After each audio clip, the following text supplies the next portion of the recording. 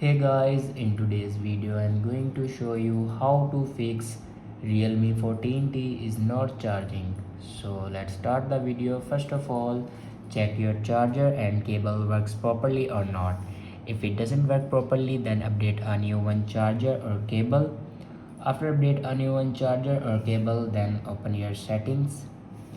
In settings, scroll down and here you can see the option system and update. Now click on it, and then on top you can see the option software update. Now click on software update, and here you can check your latest version will be updated or not. If it doesn't update to latest version, then update it to latest version. After update a latest version, then go back to your home screen and restart your device.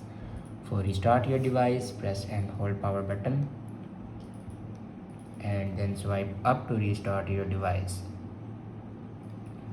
After doing these steps, your problem will be fixed. I hope this video is helpful for you. Thanks for watching.